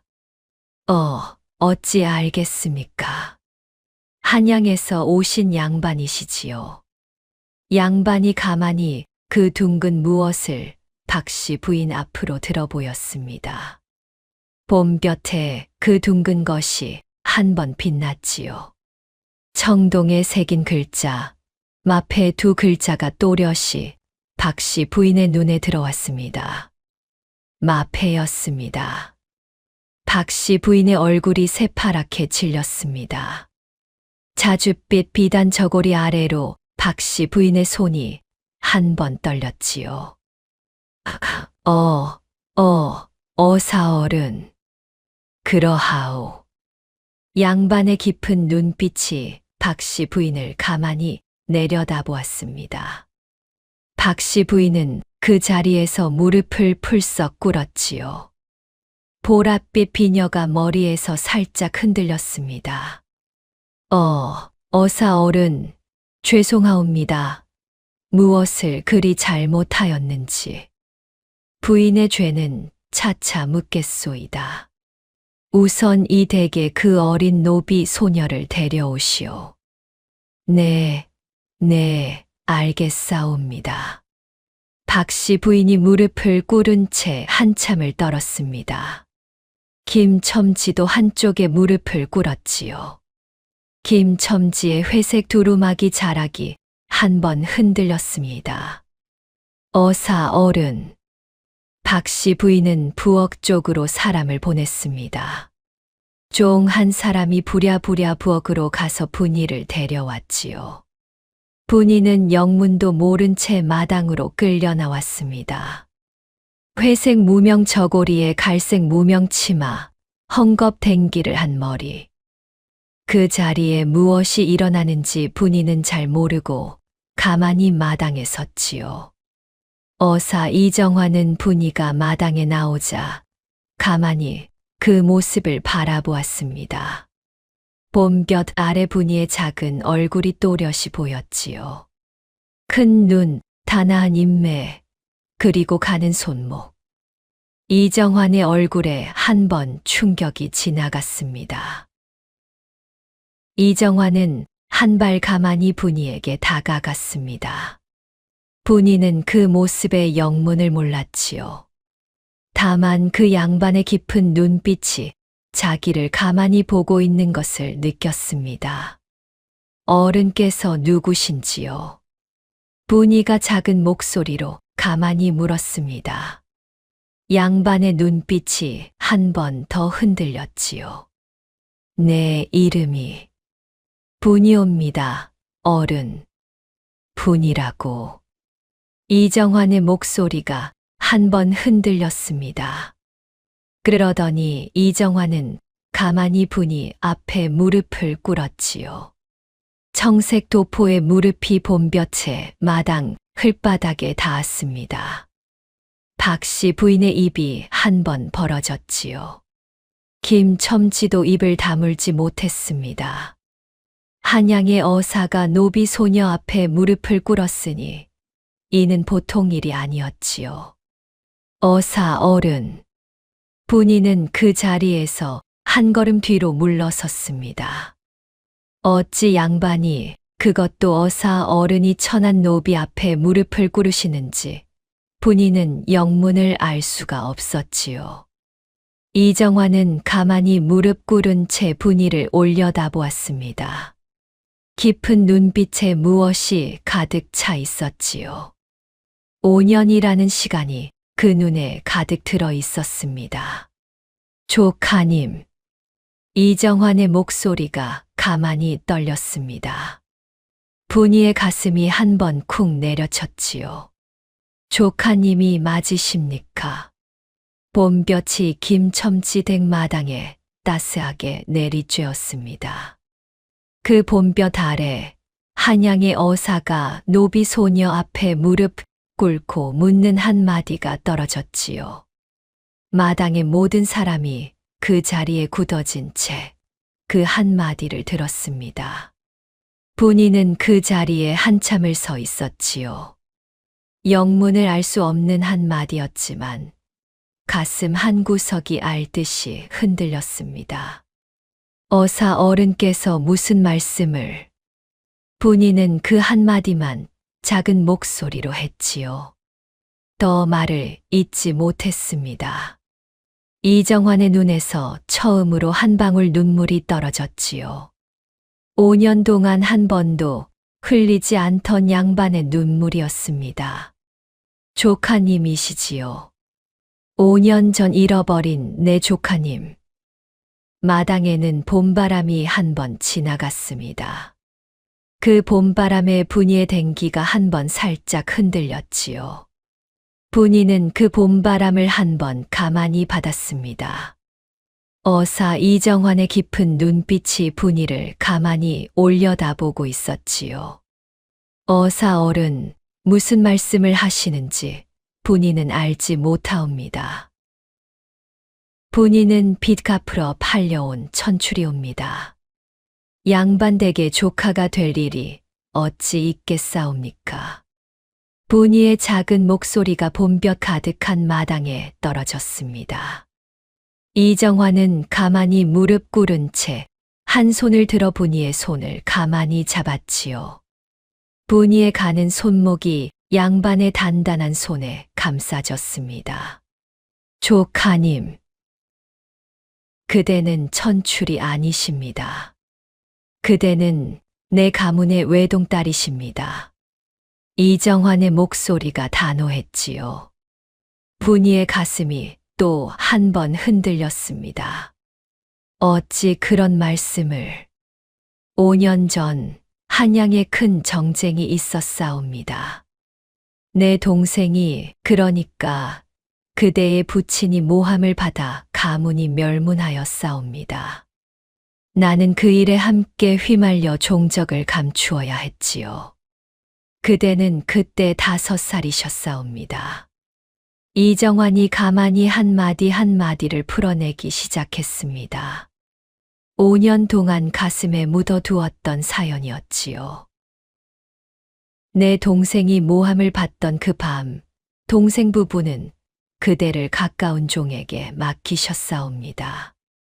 그러나 그 종이 부인의 빚 때문에 그대를 노비로 팔아넘기고 자취를 감춘 것이지요. 나는 그 후 5년 동안 누명을 풀고 다시 한양으로 돌아와 그대를 찾아 헤매어 싸웁니다. 분이는 잠시 그 자리에 굳어진 채 서 있었습니다. 어렴풋한 기억 한 자락이 가슴 한구석에서 솟아올랐지요. 어떤 큰 집의 마당, 푸른 비단치마, 그리고 한 사람이 자기 손을 잡고 글자를 쓰던 모습. 그대의 본명은 이연희이옵니다. 이씨 가문의 외동딸 이연희. 이정환의 목소리에 단단함이 묻어났습니다. 분이는 그 이름을 한번 가만히 마음속으로 불러보았지요. 이연희. 그러하옵니다. 5살의 그대가 어머니께서 가르쳐 주신 글자입니다. 연자, 희자. 이정환이 가만히 분이의 손바닥에 손가락으로 2 글자를 써 보였습니다. 분이의 가슴이 또 한 번 쿵 내려쳤지요. 사랑채에서 김첨지의 책을 흘끔거리며 마음 한켠이 따뜻해지던 그 까닭이 그제야 분이의 가슴에 풀렸습니다. 어찌 5년 전 그날 어머니께서 그대에게 마지막으로 가르쳐 주신 글자가 그대의 이름이었사옵니다. 그러하니 그대가 글자를 본 적이 있다 마음으로 알아채신 것이지요. 분이의 눈에서 눈물이 한 방울 또 한 방울 떨어졌습니다. 어렴풋한 어머니의 모습이 5살 분이의 작은 손을 잡고 글자를 쓰시던 그 모습이 그제야 또렷이 가슴에 떠올랐지요. 어머니, 조카님. 이정환은 가만히 일어나 분이의 어깨를 한번 안았습니다. 마당의 봄볕이 2 사람 위에 따스하게 내려쬐었지요. 박씨 부인은 무릎 꿇은 채 새파랗게 질려 입을 다물었고 김첨지는 회색 두루마기 자락을 가만히 만지며 눈을 내리깔았습니다. 이정환은 분이를 한 번 더 안고 가만히 마당 한쪽으로 시선을 돌렸지요.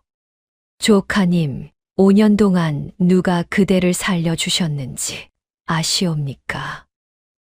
어른. 분이의 입에서 한마디가 가만히 떨어졌습니다. 그 한마디에 모든 것이 담겨 있었지요. 그분의 성함을 아시옵니까? 월이라 하옵니다. 떡장수. 이정환은 가만히 고개를 숙였습니다.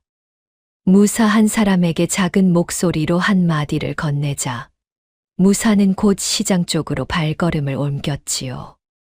월이는 그 시각 시장 한 구석 자기 자리에서 가만히 떡을 정리하고 있었습니다. 마당에서 무슨 일이 벌어지는지 월이는 알 수 없었지요. 다만 한양에서 온 그 어사 일행이 김첨지 댁에 들어간 것은 보았습니다.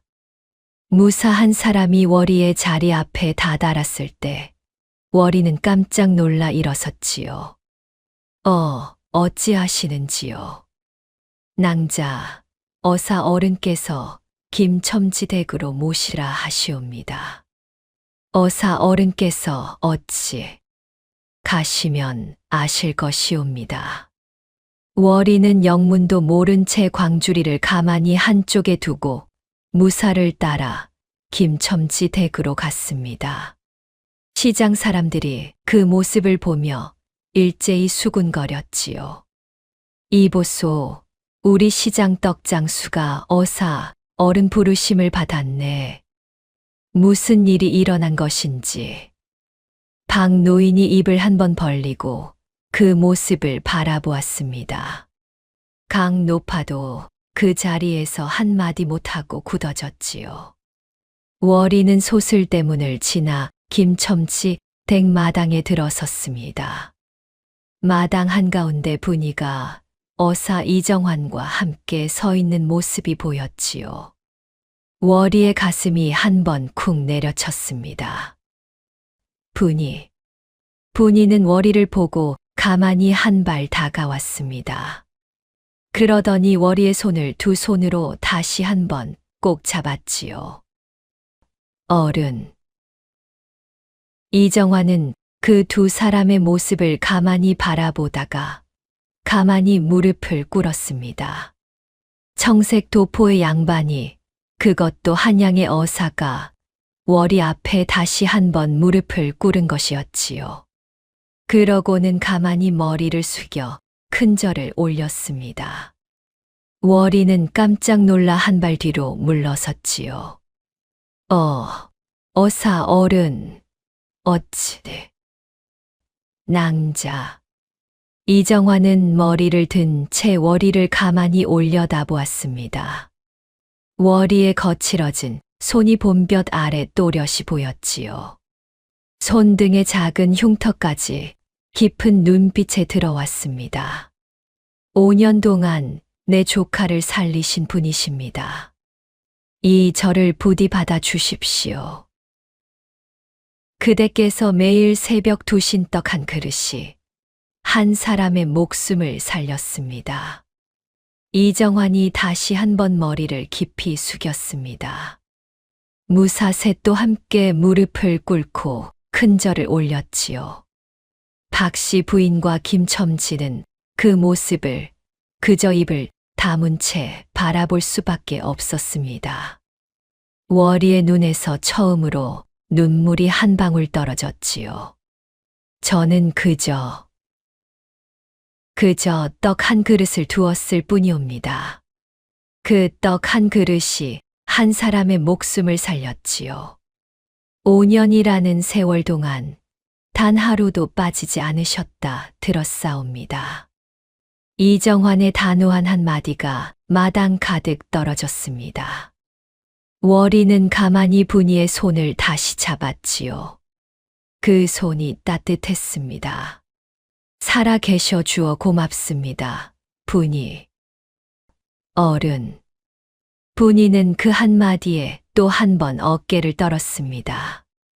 5년 동안 매일 새벽 마음속으로 불러오던 그 호칭이 그 자리에서 다시 한 번 떨어진 것이었지요. 이정환은 가만히 자리에서 일어나 박씨 부인 쪽으로 돌아섰습니다. 박씨 부인은 무릎 꿇은 채 새파랗게 질려 있었지요. 부인. 어사 어른. 부인의 죄는 가볍지 않사옵니다. 빚 갚으러 들어온 어린 노비를 5년 동안 매질하시고 굶기시고 다른 댁에 더 싼 값에 팔아넘기려 하셨지요. 게다가 사람의 목숨이 위태하던 그 어린 것을 알면서도 모른 척 하셨사옵니다. 이는 사람의 도리를 저버린 죄옵니다. 임금께서 이 사연을 들으시면 가산을 거두실 것이옵니다. 박씨 부인의 보랏빛 비녀가 머리에서 한 번 흔들렸습니다. 박씨 부인의 얼굴이 흙빛으로 변했지요.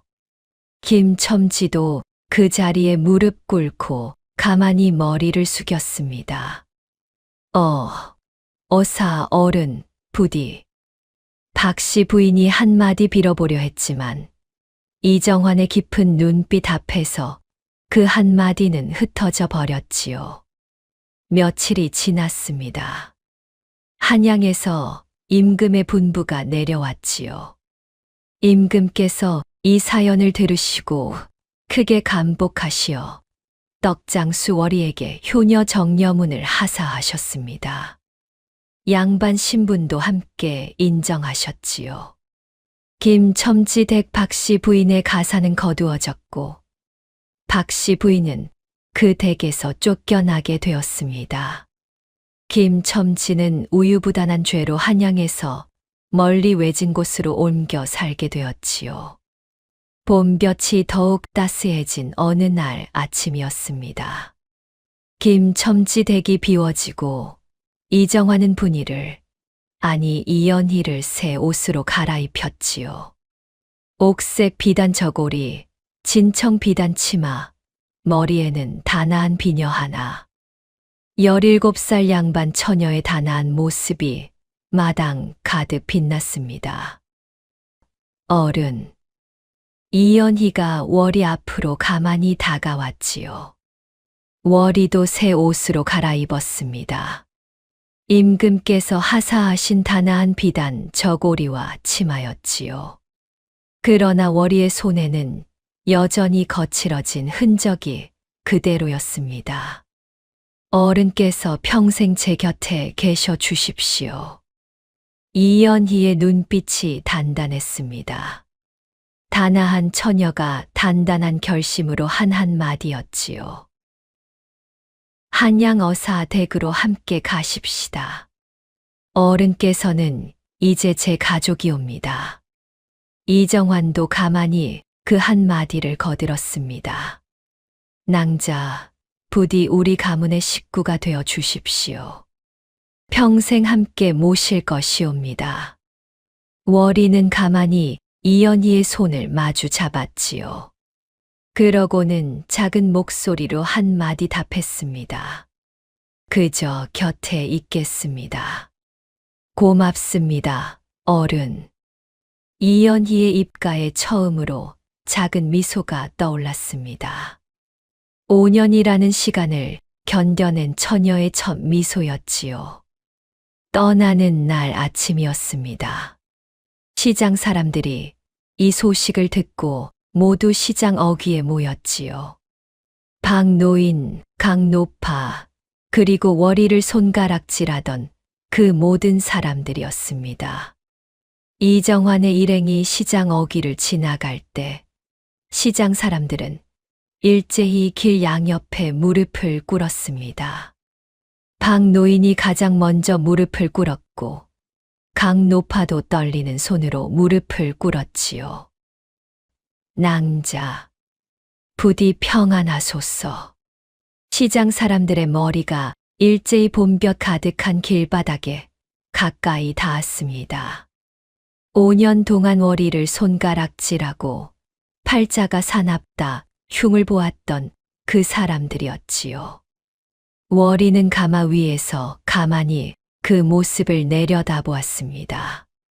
다홍 무명치마 대신 비단 치마를 두르고 있었지만 월이의 눈빛은 여전히 담담했지요. 손등의 작은 흉터를 한번 어루만지며 월이는 마음속으로 어머니께 한마디 드렸습니다. 어머니, 사람을 못 본 척하지 않은 까닭이 이러하였사옵니다. 가마가 시장 어귀를 지나 그 자리에서 한 번 잠시 멈췄지요. 월이는 가만히 시장 한 구석을 한번 돌아보았습니다.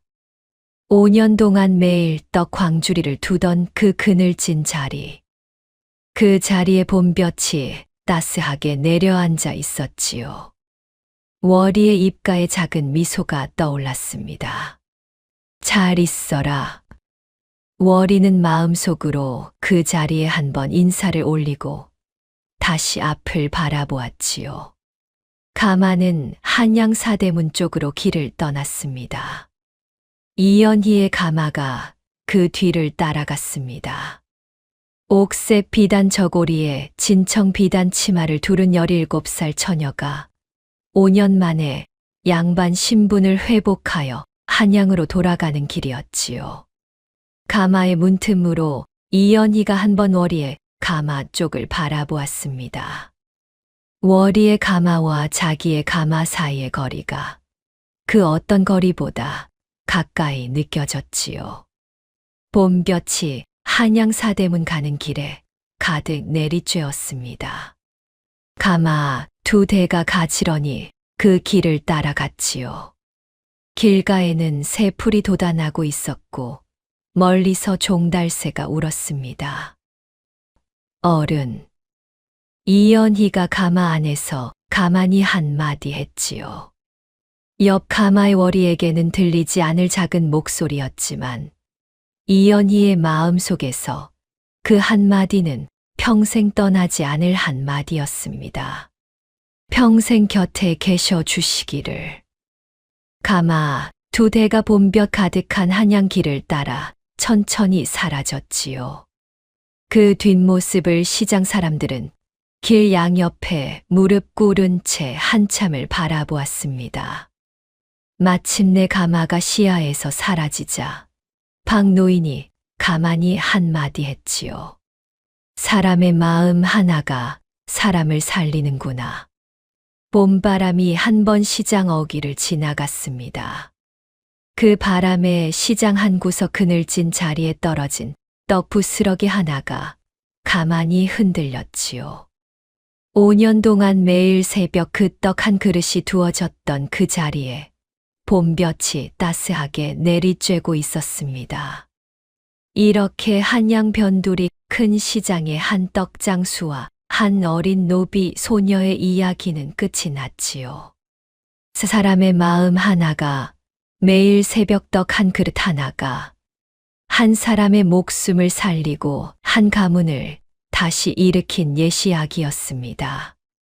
그 이야기는 한양 변두리 시장 사람들의 입에서 입으로 오래오래 전해 내려갔다 하옵니다.